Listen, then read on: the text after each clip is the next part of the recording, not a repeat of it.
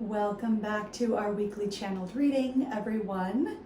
I'm Annie Catabriga, and I'm here to bring us through some messages from our higher selves and our guides for the energy theme for the coming week. I hope all of you had a spooky and sacred Halloween and Samhain over this past week. And of course, I've drawn a card for the energy themes ahead. Haven't looked at it yet. Let's see what we got. The Orangutan. The card of caregiving. And when this card comes up, it can be about loving someone or something, or an idea even, so much that we trust it or them to exist out in the world the way that they are meant to be without trying to control them. Loving them so much that we will always be a safety net for them, that we will always offer them unconditional love, but we don't have to seek to validate ourselves through them. We don't have to manipulate them out in the world to be the kind of people that we need them to be.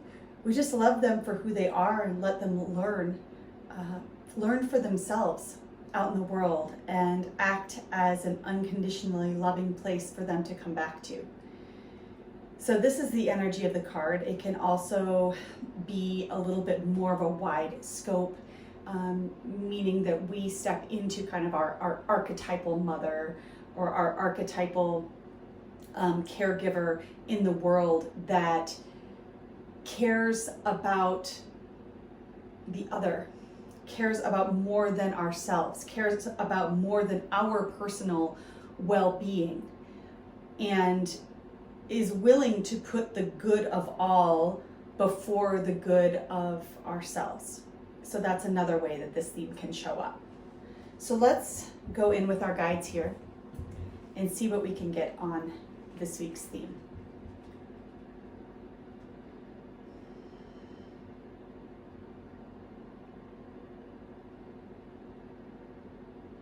So we're going to look at our personal lives first. And what I'm being shown is that this is a week where we might need to hold space for other people. We might find that we are in a position of people coming to us with their life circumstances, their life problems. Maybe they need a sounding board. Maybe they need someone to hold space for them while they're going through something difficult or navigating something. And we might be in that position of being able to hold that loving space for our friends or our family, whoever it is approaching us that needs our help.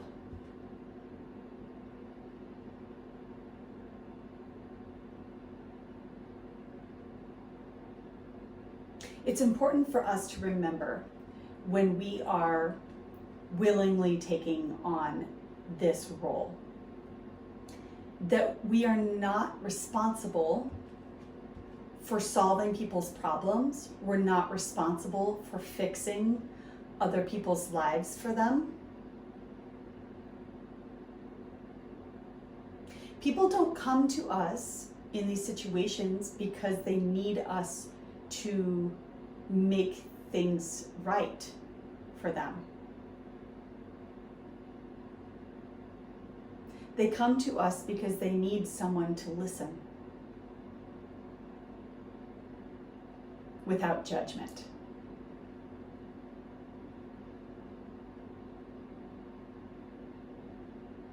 If we find ourselves in this position this week, it's going to be a helpful exercise to notice when we find ourselves compulsively wanting to solve other people's problems for them.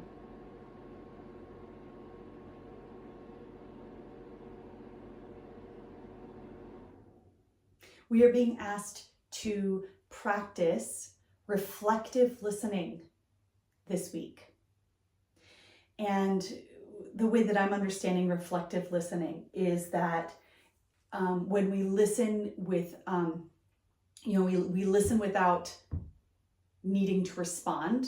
We listen without trying to make it about us. We listen without trying to share our own story that this person might be able to relate to. But instead, we just listen to hear somebody. We listen to really hear what they're saying. We listen to what they're saying in between the words that they're saying. And then we offer a response that shows them that we've been deeply listening. This is what I'm understanding is reflective listening. We offer a response that is essentially repeating something back to someone of something that they've said, to show them that we've heard them. And this might be all that is necessary in this space holding role.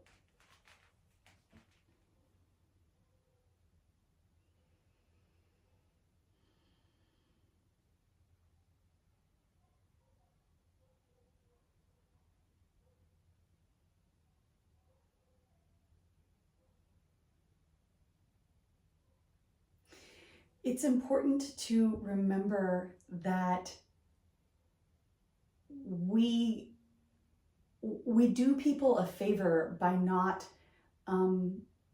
enabling them. It might seem like the right thing to do in the moment, or the more helpful thing to do, or it might be the thing that our trauma or our personal experiences has taught us we have to do. But when we take on other people's problems for them and we try to fix them or try to fix their situation for them, we aren't allowing them to learn the lesson or to gain their own experience of having to navigate that problem or navigate that discomfort on their own. And that's not to say that we can't be a loving, comforting space for them. And there's a difference. And I think that that's something that we might be noticing in our own behaviors this week, is when we are being reflective, loving space holders versus when we are becoming enablers or fixers.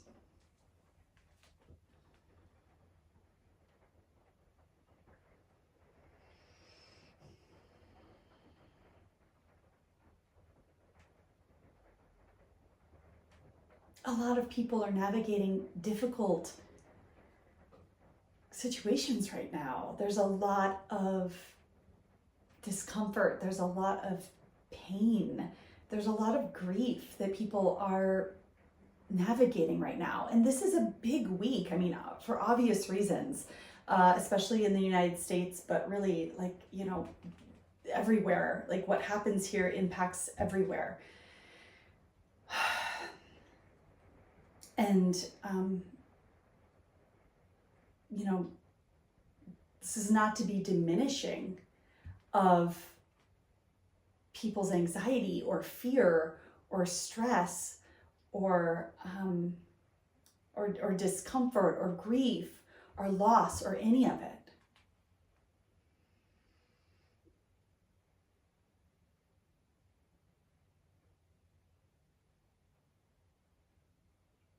There's this feeling of being an anchor, of stepping into that inner anchor where we ourselves can be centered, grounded, stabilized, because we find that stabilization within ourselves.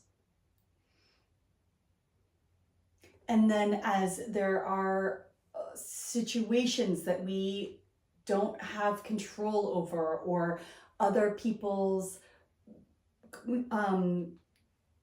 other people's problems, other people's stories, all of the things that we can get engaged with,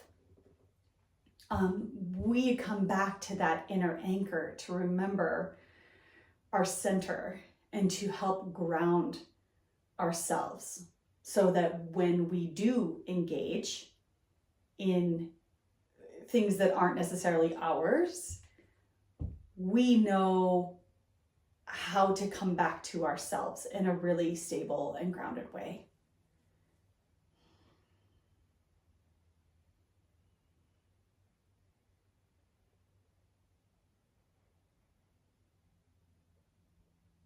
Mm-hmm.